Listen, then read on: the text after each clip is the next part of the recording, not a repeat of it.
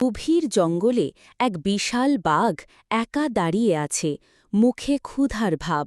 আশেপাশে কোনো শিকার নেই, চারপাশে গাছপালা, পাখির কিচিরমিচির, কিন্তু বাঘের চোখে রাগ ও ক্ষুধার ছাপ। একটা উঁচু গাছে এক বান্দর বসে আছে, হাতে একটি পাকা কলা। বান্দরটি খুশি মনে কলা খাচ্ছে, আর নিচে বাঘ তাকিয়ে আছে তাকে।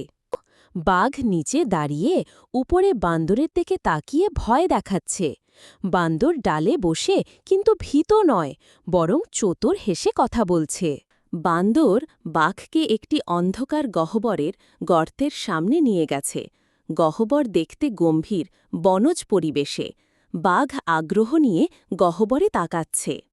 বাঘ গহ্বরে ঢুকে গেছে, বান্দর ওপরে দাঁড়িয়ে একটি বড় পাথর গড়িয়ে দিচ্ছে গহ্বরের মুখে।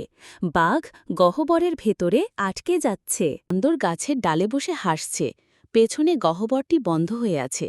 বান্দরের মুখে বিজয়ের হাসি, আর পেছনে লেখা থাকতে পারে, বুদ্ধি শক্তির থেকেও বড়।